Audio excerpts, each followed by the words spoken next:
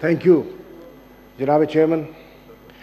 आपने आज कोविड-19 पर सेनेट में बहस का आगाज़ करवाया। मैं बेहद मशकूर हूँ कायदे हिज़्ब इख्तिलाफ राजा ज़फ़रुल हक साहब का, सेनेटर शेरी रहमान साहिबा का। उन्होंने हमें अपने इनपुट से मुस्तफ़ीद किया। जी सेनेटर साहिबान सुनें। जी जनाब चेयरमैन, इस पे कोई शक नहीं, जिस मौजू पर हम बहस कर रहे हैं ये एक अनप्रेसिडेंटेड चैलेंज है और दुनिया रिकग्नाइज कर रही है कि दूसरी आलमी जंग के बाद अगर दुनिया को किसी क्राइसिस से नबर्द आजमा होना पड़ा है तो वो कोविड-19 का क्राइसिस है। हमसे ज़्यादा मौसर और मुस्तहकम मईशतें जो हैं, जैसे कि सेनेटर साहिबा फरमा रही थी, उनके अपने हाथ पांव फूल गए। आप देख रहे हैं अमेरिका की कैफियत आपके सामने है, यूरोप की कैफियत आपके सामने है, इटली, फ्रांस, जर्मनी, ब्रिटेन, आप देख रहे हैं वो कैफियत क्या है। अब इन हालात के अंदर रहते हुए पाकिस्तान जैसी डेवलपिंग कंट्रीज ने भी इस आफत का, इस वबा का मुकाबला करना है और इंशाअल्लाह हम कर रहे हैं और करेंगे। और मेरा यकीन कामिल है कि हम बहसियत कौम इसको शिकस्त देने में कामयाब होंगे। जनाब वाला, यहाँ मैं ये कहता चलूँ कि यहाँ मोहतरमा ने कहा कि कन्फ्यूजन है, कोई पॉलिसी नहीं है। मैं सद एहतराम उनसे इख्तलाफ करता हूँ। कन्फ्यूजन हरगिज़ नहीं है, पॉलिसी वाज़े है, एक नेशनल स्ट्रेटजी मुरतब की जा चुकी है और हुस्न इत्तफाक देखिए कि उसके मुरतब करने में इनका अपना हाथ है, इनकी अपनी हुकूमत का हाथ है और हमें खुशी है और हम उस इनपुट को अहमियत की निगाह से देखते हैं।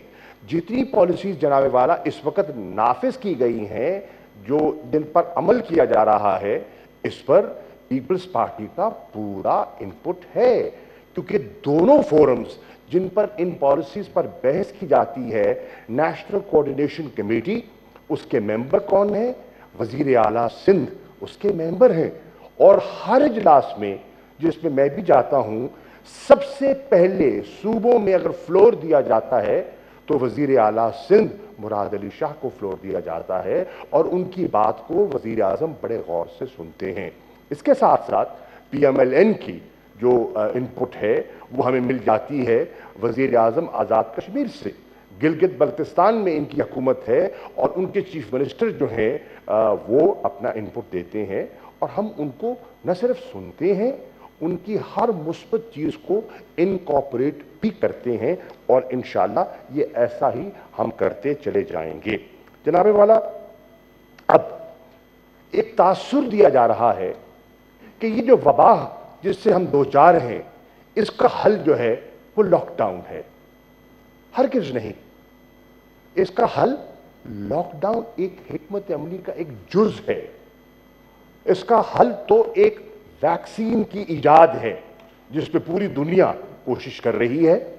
वक्त लगेगा, 18 माह लग सकते हैं, 2 साल लग सकते हैं, कम भी लग सकता है, लेकिन वक्त लगेगा। असल हल तो वो है। जब तक वो हल सामने नहीं आता तो हमने देखना है कि हम इसको, इसकी प्रिवेंशन को, इसके स्प्रेड को किस तरह महदूद कर सकते हैं। और जब महदूद की बात करते हैं तो लॉकडाउन जो है उसका एक जुज है और उसका एक हिकमत अमली का एक हिस्सा है कि उससे हम जो कर्व है, उसकी जो उसका जो फैलाव है, उसको हम उसकी मुद्दत में दुरानिया में इजाफा कर सकते हैं।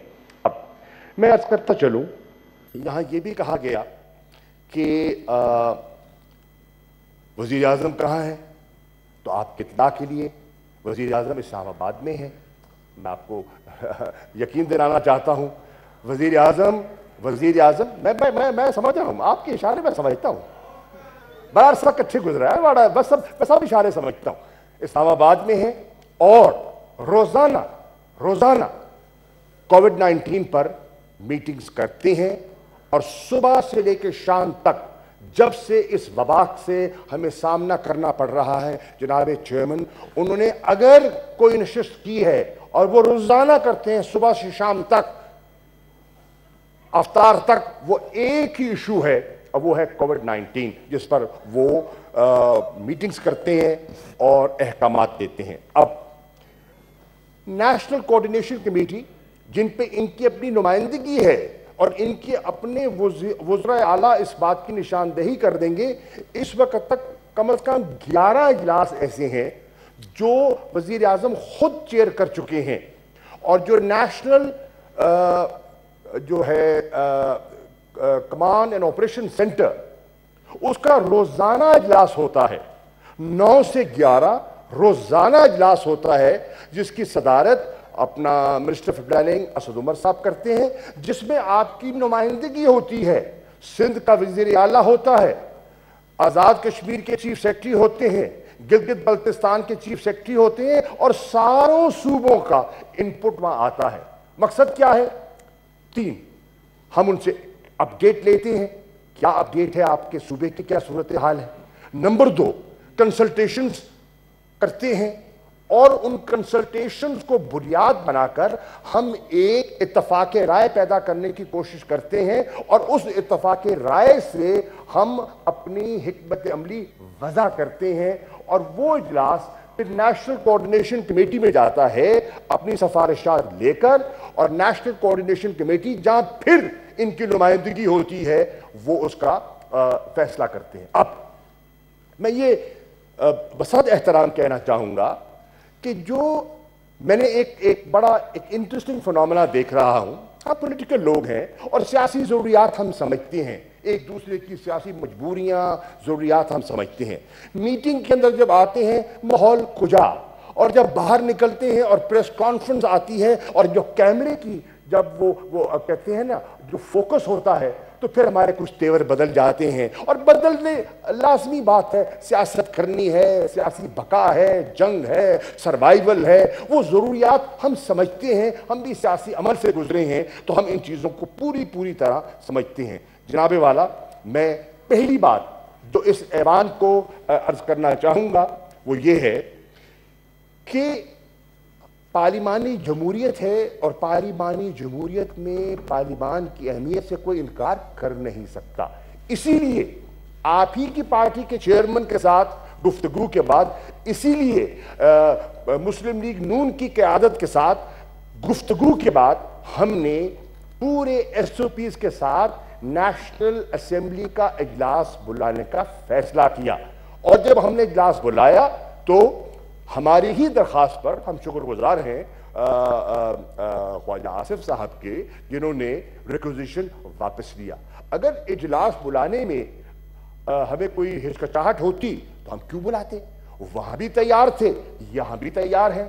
हरगिज कोई हमें कोई इसमें दिक्कत नहीं है कि इजलास बुलाए। इजलास का मकसद क्या जनाबे वाला? इजलास का मकसद ये है कि हम आपकी गुफ्तगू सुने, आपका इनपुट ले। जैसे मैंने कल कहा, मैं आज फिर दोहरा देता हूं, ये एक नेशनल इमरजेंसी है, इसके लिए पूरी फेडरेशन को मिलकर काम करना है, सब स्टेक होल्डर्स को मिलकर काम करना है और एक नेशनल हिकमत अमली हमने अपनानी है, हम अपना रहे हैं ताकि मिलकर हम इस वबा का मुकाबला कर सके और इसको शिकस्त दे सके। जनाबे वाला, अब यहां ताखीर क्यों हुई बुलाने में? ताखीर इसलिए हुई कि इत्तफाक नहीं हो रहा था। सितम ज़रीफी देखिए, आप ही की अपनी सेनेट के डिप्टी चेयरमैन साहब इस इजलास के खिलाफ थे जो आप बुला रहे हैं, उनका तो बयान आया, उन्होंने तो खुद कहा है।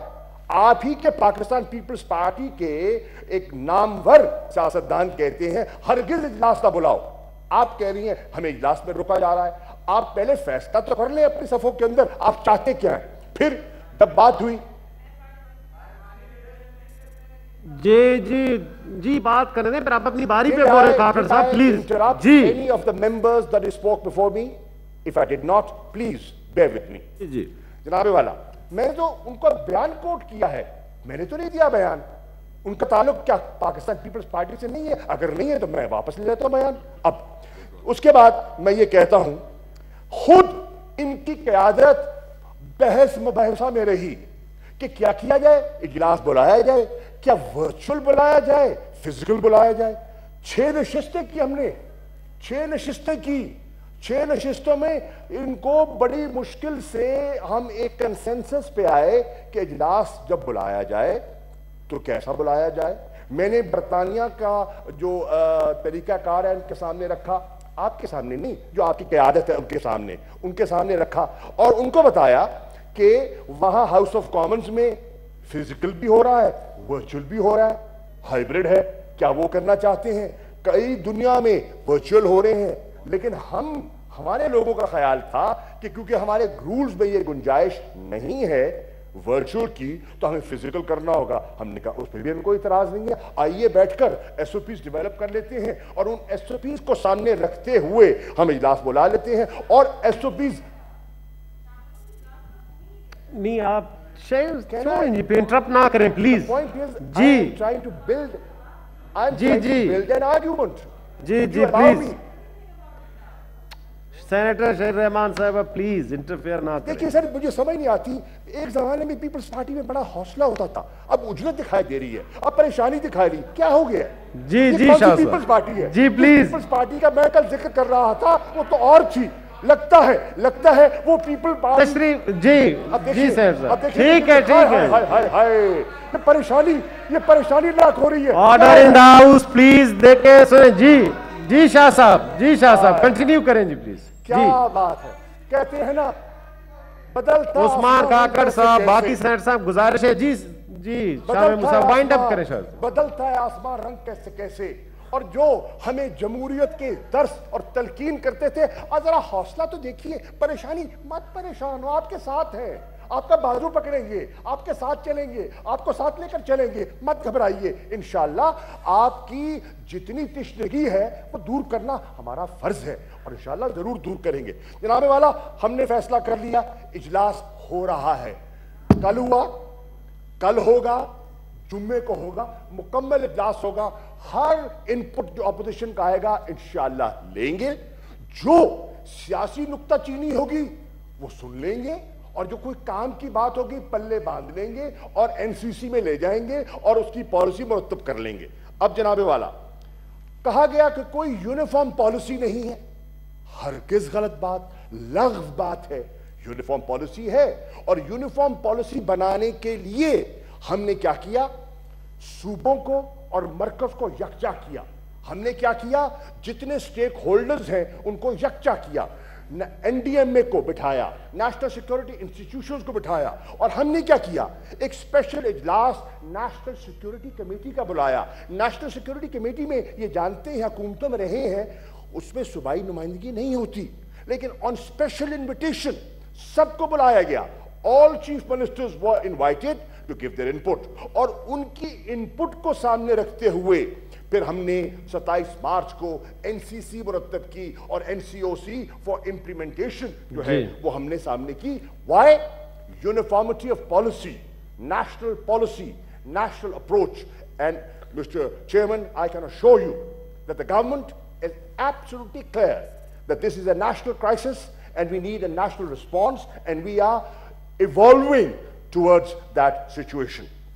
The world is, not just Pakistan, the world is, आपने देखा कि बरतानिया की मिसाल ले लें, बोरिस जॉनसन का पहला रिएक्शन क्या था, और फिर बाद में बोरिस जॉनसन ने बाद में क्या फैसला किया, वो आपके सामने है, तफसीलात का वक्त नहीं है। अब जनाबे वाला, मैं ऐसा करता चलूं, हमने कहा कि एक जबान से बात कीजिए। यहां कहा जाता है कि जनाब नुक्ताचीनी की जाती है, पीपल्स पार्टी पर यलगार हो गई, सिंध पर तलवार चल गई। हरगिज़ नहीं, सिंध हमारा है, सिंध हमारा है, सिंध का दारुल खिलाफा हमारा है। आज भी सिंध के दारुल खिलाफे पे अक्सरियत जो है वो पाकिस्तान तहरीक इंसाफ और एनक्यूएम हमारी जो हलीफ जमात है उनकी अक्सरियत है। तो हम कराची का, आपको ज्यादा दर्द है और हमें दर्द नहीं है, हरगिज़ हमें दर्द है। कराची उतना मेरा है जितना आपका है। आप सिंध के ठेकेदार मत बने, ये पूरा पाकिस्तान है और हम पूरे पाकिस्तान की बात कर रहे हैं। तभी जब मैंने देखा, जब कल मैंने इनकी गुफ्तगू सुनी, मैंने कहा क्या हो गया पीपल्स पार्टी को। पीपल्स पार्टी एक जमाने में वफाक की अलामत हुआ करती थी, और आज जिस पीपल्स पार्टी से वफाक की खुशबू आया करती थी, वहां आज शुमाइयत की बू आ रही है। खुदारा इस रवैये को बदलिए, खुदारा सियासत की खातिर ये न कीजिए। आई अंडरस्टैंड डिफिकल्टीज है, मुझे पता है कि राशन की तकसीम में बेपनाह दिक्कत हुई है उनको, और आज सुप्रीम कोर्ट तक उनको उसकी जवाबदेही तलबी हो रही है कि कहां गए वो अरबों रुपए जो आपने राशन तकसीम किया। लॉकडाउन तो कर दिया, कहते हैं बड़ा लॉकडाउन। अरे ये क्लिफ्टन में लॉकडाउन, डीएचए में लॉकडाउन, मलीर में लॉकडाउन हमने देखा। कहां था लॉकडाउन? कहीं इंटीरियर सिंध में। आइए मैं आपको ले चलता हूं, ले जाता हूं बीरपुर खास ले जाता हूं, आपको ले जाता हूं मैं सक्कर हैदराबाद ले जाता हूं। कहां का लॉकडाउन? कौन सा लॉकडाउन? किसने देखा लॉकडाउन? आज बात की जा रही है। तो जनाबे वाला, हम ये कह रहे हैं कि आपने नेक नियति से कोशिश की, हम आपके साथ हैं, हम आपकी हर अच्छी कोशिश को सराहते हैं। मुराद अली शाह साहब ने जो मेहनत की है, मैं हरगिज उनकी मेहनत से इनकार नहीं करूंगा। अगर आज़ाद कश्मीर और गिलगित बल्तिस्तान के दोस्तों ने मेहनत की है, फबिहा, हमको सलाम पेश करते हैं। उन्होंने सही फैसले किए हैं और हम उनको खराज तहसीन पेश करना चाहेंगे। लेकिन ये कह देना कि जनाब ये हमें ताने दे रहे हैं कि अशराफिया, नहीं। देखिए, समझने की बात है। और फिर सियासत में क्या होता है, कई दफा आप आउट ऑफ कॉन्टेक्स्ट चीजों को कोट करते हैं और अपनी मर्जी से चीजों को डिस्टॉर्ट करने की कोशिश करते हैं। वजीर आजम ने यह हरगिज नहीं कहा कि यह लॉकडाउन अशराफिया ने करवाया। उनकी मुराद क्या थी, मैं उसकी वजाहत कर देता हूं। उनकी मुराद यह थी कि मुल्क में दो तबके हैं, एक अशराफिया का तबका है और एक जो आम शहरी है, जो दिहाड़ीदार है, जो मजदूर है, जो रेहड़ी वाला है, जो टांगे का कोचवान है, जो टैक्सी ड्राइवर है, जो रोड़ा बजरी कूट के बच्चों का पेट पालता है। एक जमाने में वो पुरानी पीपल्स पार्टी उनकी बात किया करती थी। आजकल की पीपल्स पार्टी में वो रिवाज नहीं है। मैं समझता हूं पॉलिसी बदल गई है, जाविया बदल चुका है, लेकिन हम ये कह रहे हैं कि आइए, जो अशराफिया है, जो लॉकडाउन की बात करती है और बजा तौर पे करती है, उसमें लॉजिक है, उनके पास सस्टेन करने की कैपेसिटी है, उनके पास वसाइल हैं कि वो लॉकडाउन में जिंदा रह सकते हैं। लेकिन वो तबका जो है, वो डाउन ट्रोडन, वो पिसा हुआ तबका, उनके पास सस्टेन करने की कैपेसिटी नहीं है, वो भूखे मर जाएंगे। हमने लोगों को ट्विन चैलेंज है, एक चैलेंज है हमने जान बचानी है कोरोना से, और दूसरा है हमने जान बचानी है भूख और गुर्बत से। मैं नहीं कह रहा, माहिरीन माशियात कह रहे हैं कि अगर लॉकडाउन को मजीद प्रोलॉन्ग किया जाता तो 18.6 मिलियन 18.6 मिलियन ले ऑफ हो जाने थे, बेरोजगारी। मैं नहीं कह रहा, एक्सपर्ट्स कह रहे हैं कि अगर लॉकडाउन को जिस किस्म का ये तजवीज कर रहे हैं उसको बरकरार रखा जाता तो जो गुर्बत की लकीर के नीचे पाकिस्तान का तबका रह रहा है वो 21 से 71 million people would additionally be pushed beneath the poverty line. जनाबे वाला, ये सब चीजें हैं। अब हमने देखा कि अब हम क्या करें, और ये देखिए, ये बहस पूरे मुल्क में हो रही है, ये बहस अमेरिका में हो रही है, ये बहस यूरोप में हो रही है। आज यूरोप जो ईज कर रहा है, क्यों कर रहा है जनाब चेयरमैन? इसलिए कर रहा है कि उन्होंने देखा है कि ये अनसस्टेनेबल है। अब इनका आर्ग्यूमेंट क्या होता है कि उन्होंने इसलिए किया कि उन्होंने पीक कर लिया और पीक के बाद उन्होंने फैसला किया। हां, हमने भी आज जो फैसला किया है हवा में नहीं किया, डेटा की बुनियाद पर किया है। 2.5 महीने का डेटा, उसको हमने एनालाइज किया, और वो डेटा क्या कहता है? डेटा कहता है कि वर्ल्ड की जो डेथ और इन्फेक्शन रेशियो है वो 6.8% है, और पाकिस्तान की जो रेशियो है वो 2.17% है। दुनिया का जो इन्फेक्शन कर्व है वो उसकी एक्सपोनेंशियल ग्रोथ हुई, यूं गया और फिर यूं नीचे आया। हमारे यहां हालात मुख्तलिफ हैं।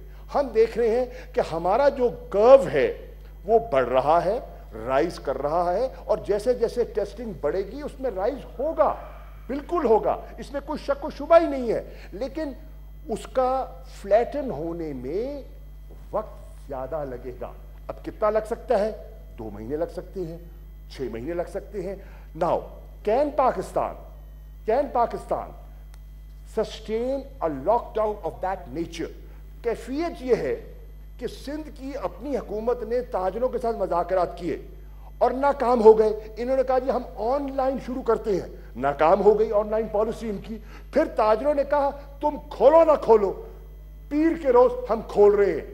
तो ये तो फिर मजबूरन इनको अपनी हिकमत अमली पर दुरुस्त तौर पर अपनी नजरसानी करनी पड़ी, बिकॉज उनने देखा कि लॉकडाउन पर पूरा अमल नहीं हो रहा, ताजर धमकियां दे रहे हैं।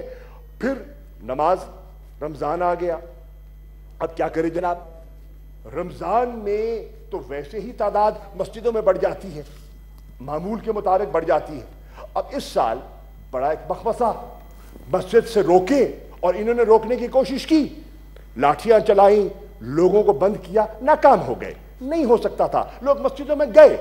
फिर बुलाया, बिठाया, कहा आओ बैठकर, उलमा को बुलाया, मशाइख को बुलाया, SOPs मुरत्तब किए और पूरा कहा कि इस तरह करो। अब हुकूमत वक्त लोगों को आगाह कर सकती है, अवेयरनेस कैंपेन कर सकती है।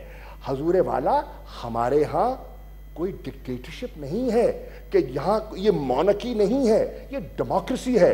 यहां लोगों को कायल करना पड़ता है, लोगों को साथ लेके चलना पड़ता है, और हम ये डंडे के जोर पर सब कुछ नहीं कर सकते। आप कर सकते हैं तो कर दीजिए।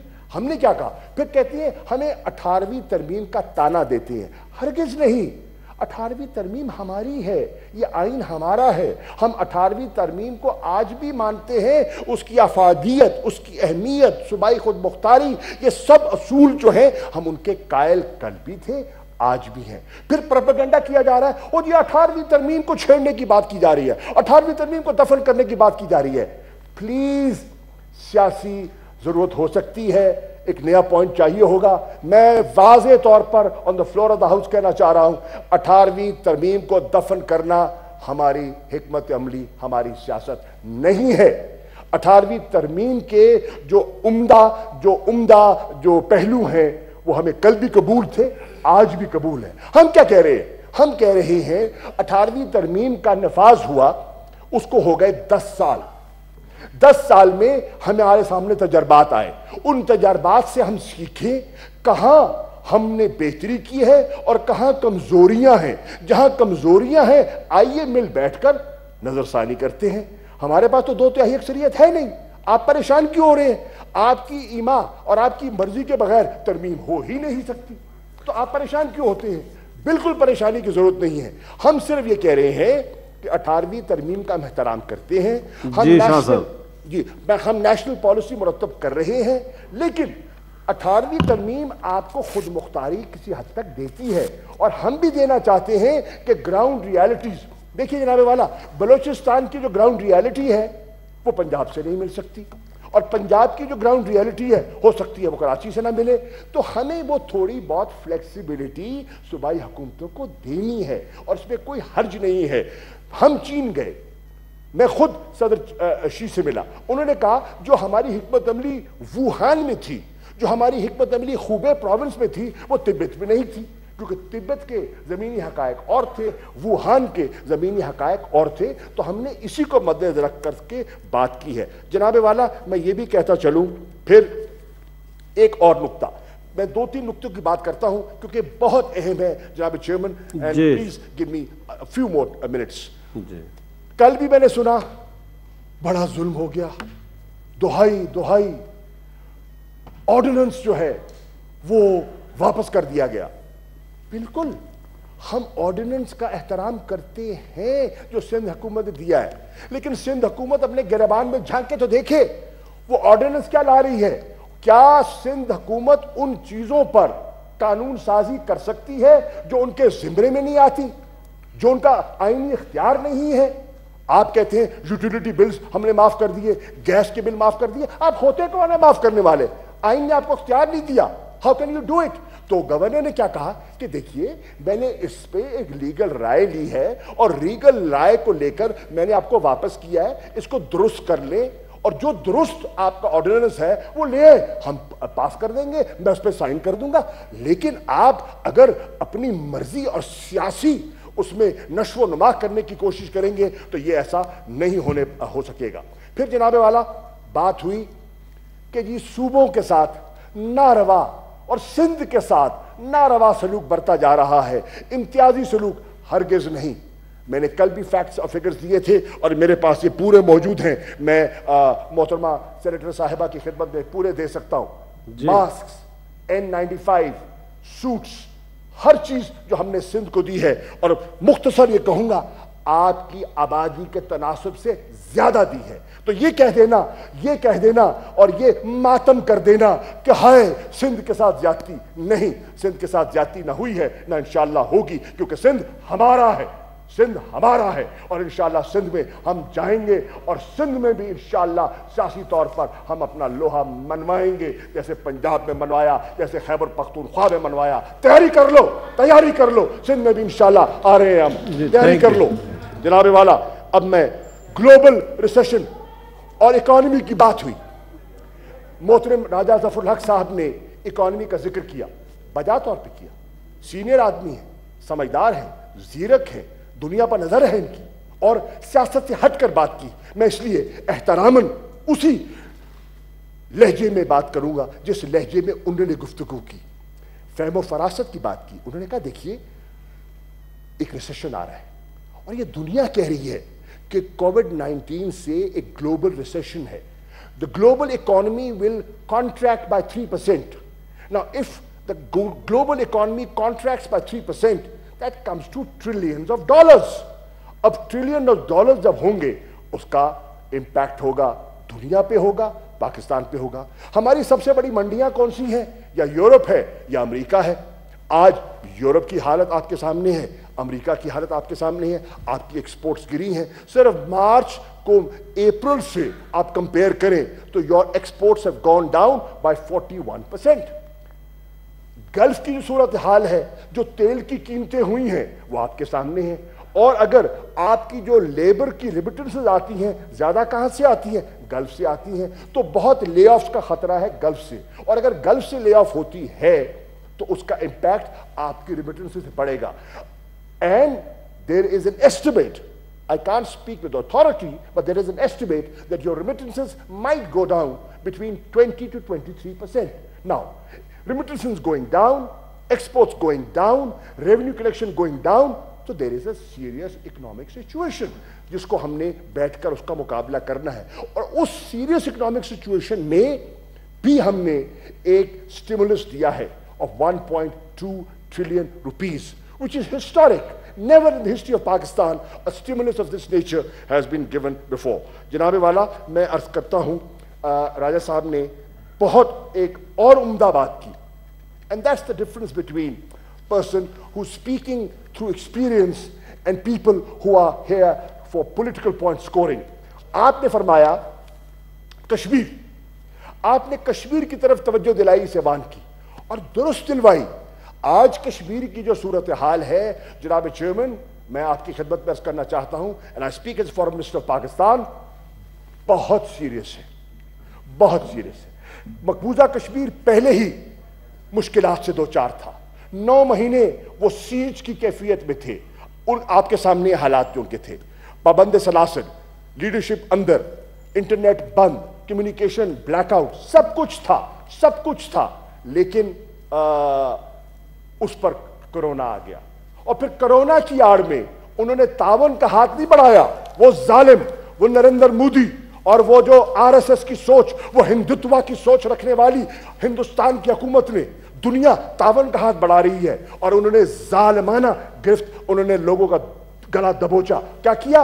उन्होंने कोरोना की आड़ में लोगों के घरों में दाखिले शुरू कर दिए और उन्होंने लोगों को, निहत्ते लोगों को मारना शुरू कर दिया। और नई हिकमत अमली अब अपनाई है कि जब मारते हैं तो लवाहिकीन को लाश भी नहीं देते हैं ताकि जनाजा हो सके और जनाजे की वजह से वहां एक एहतजाज की कैफियत पैदा हो सके।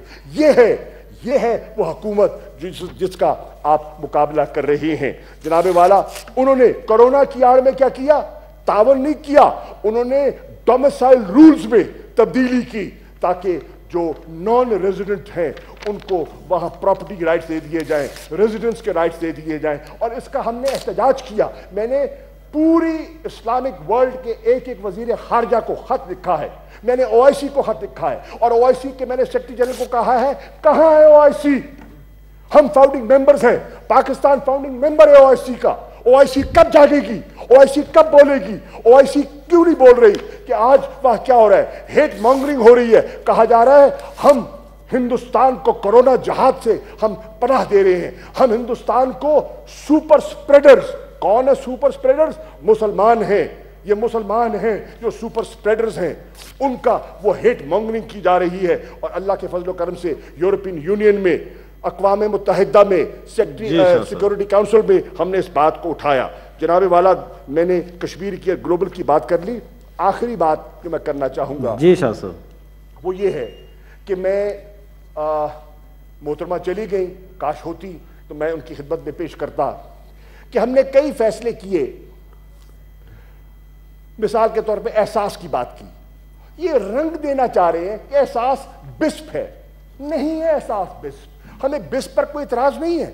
अच्छा था, हमने कंटिन्यू रखा, हमने खत्म नहीं किया। लेकिन बिस्प महदूद था, छोटा था। हमने बिस्प को एक्सपेंड करके एहसास की शक्ल दी है और एहसास की शक्ल में हमने 12 मिलियन फैमिलीज, 1 करोड़ 20 लाख कुंबों को हम इसमें से हम कैश असिस्टेंस प्रोवाइड कर रहे हैं। पुअरेस्ट ऑफ द पुअर, उसमें जो बिस्प है वो तो सिर्फ 4 मिलियन है। 12 मिलियन में से बिस्प is only 4 million. The rest is the expended एहसास। I am just clarifying for PPP। जो हम वहां एहसास लगा रहे हैं तो ये अपने वहां बैनर लेके आ जाते हैं और जनाब वो कहते हैं जी हम, प्लीज लोगों की आंख में धूल मत झोंके। लोग अब इतने सादा नहीं हैं और ये आपको वक्त बताएगा कि वो सादगी का वक्त गुजर गया है। इसी तरह यूटिलिटीज की रिलीफ दी है कमर्शियल इंडस्ट्रियल कंज्यूमर्स को, कमर्शियल कंज्यूमर्स को यूटिलिटी की दी है। यूटिलिटी स्टोर्स में जो 19 आइटम्स को सब्सिडाइज किया है, 50 अरब रुपए की रकम मुख्तस की है। क्या सिंध उससे मुस्तफीद नहीं हो रहा? क्या और सूबे से मुस्तफीद नहीं होंगे? सिर्फ इस्लामाबाद होगा? नहीं, पूरे पाकिस्तान का सोचा जा रहा है और रमजान पैकेज उसके अलावा है। इसके साथ साथ 75 अरब रुपया एक, और जो प्राइम मिनिस्टर रिलीफ फंड है जिसमें खातिर खा रकम आई है, वो सारा पैसा हम डाइवर्ट कर रहे हैं टू अनएम्प्लॉयड। कोरोना की वजह से जो बेरोजगार हुए हैं उस तबके को हम एक रिलीफ देना चाह रहे हैं। मैं अपनी बात खत्म करता हूं। मैं आज भी कहता हूं, थैंक यू जनाब चेयरमैन, मैं दावत देता हूं ऑपोजिशन को, मैं दावत देता हूं, आइए आपके पास कोई तजावीज हैं तो हमारे सामने रखिए। खंदा पेशानी से, फराख दिली से हम सुनेंगे, कबूल करेंगे। हाँ, सियासत करनी है जरूर कीजिए, वो आपकी मजबूरी है, आपकी ज़रूरत है, हमारी भी ज़रूरत है। जब आप सियासत करेंगे तो हम भी सियासी ज़बान में जवाब देंगे। जब आप नेशनल बात करेंगे हम नेशनल अंदाज में सोचेंगे। दावत आपको दे रहा हूं, मिल बैठकर बात करना चाहें हम उसके लिए तैयार हैं। शुक्रिया जनाब। Thank you.